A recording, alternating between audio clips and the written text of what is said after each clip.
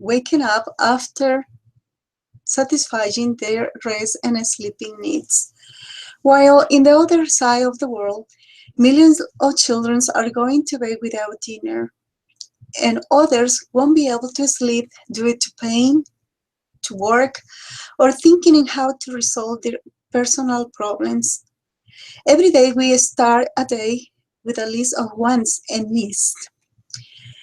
And for some will be to get a good job, to buy a car, to be able to buy a house, or for others is even worse.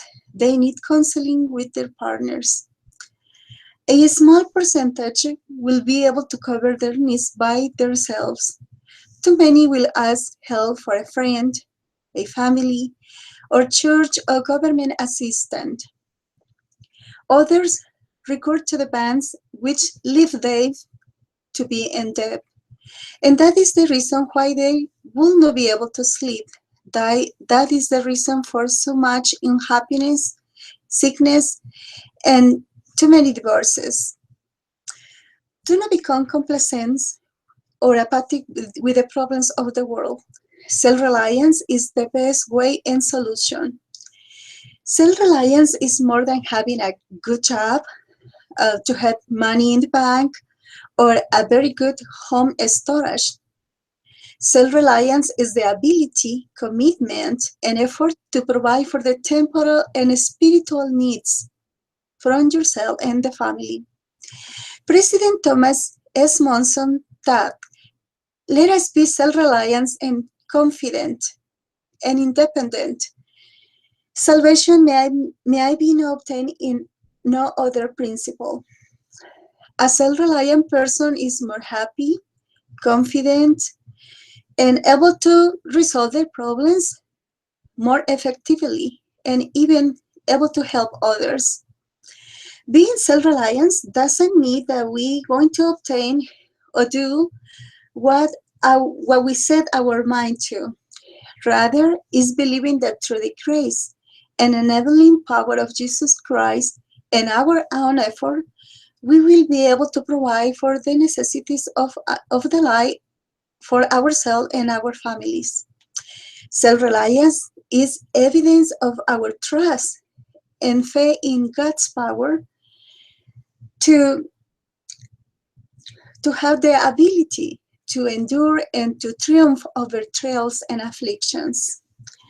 Many programs are designed to help people to help people temporarily, which lead people to rely permanently in the help. In the talk of the President Marion G. Roney, The Celestial Nature of Self-Reliance, he cited from Reader's Digest the seagull's narrative, and this is the next. In our friendly neighborhood city of San Agustin, great flocks of seagulls are starving amid plenty. Fishing is still good, but the gulls don't know how to fish. For generations, they have depended on the shrimp fleet to toss them scraps from the nest. Now the fleet has moved. The shrimpers has created a welfare state for the seagulls. The big bear never bothered to learn how to fish for themselves, and they never taught their children to fish. Instead, they lead their little ones to the shrimp nest. Now the seagulls, the fine free bear that almost symbolizes liberty itself, are starving to death because they give into the something for nothing lure. They sacrifice their independence for a handout. Sadly, many people are like that. They see nothing in picking the delectable scraps from the tax necks of the government shrimp fleet. But what will happen when the good governments runs out, or the bank or the parents? We can't control government's programs, but we can control ourselves and our homes and be of good influence and service to our community or ward. Without self-reliance, one cannot exercise this innate desire to serve. How we can give if there is something there? By lifting others with experience, we experience the only true and lasting happiness. Service is not something that we need to endure. Service is the very fiber of which an exalted life in the celestial kingdom is made. The more self-reliance one is, the more able to serve he becomes. And the more he becomes, the greater his sanctification. The Lord really doesn't need us to take care of the poor, but we need this experience, for it is through our learning how to take care of each others that we develop within us the Christ-like love and the disposition necessary to qualify us to return to His presence. So now what we need to do? The Self-Reliance program from the Church of Jesus Christ of Latter-day Saints consists in 12 principles that we must accept and live to be able to receive the blessings of self-reliance in the different areas of our lives.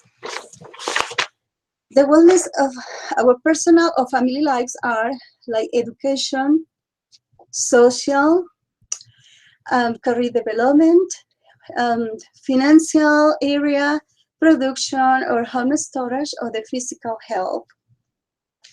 The 12 principles are the next. First, exercise faith in Jesus Christ. 2,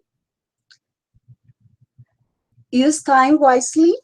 3, be obedient. 4, manage money. 5, work and take responsibility. 6, solve problems. 7, become one or work together. 8, communicate. 9, persevere.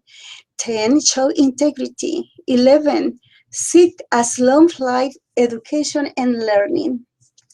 There are bridges to cross to be self-reliance. Probably you already are trying to cross those bridges. I invite you to join to the program, and I know that we can find more happiness and able to serve others and ourselves.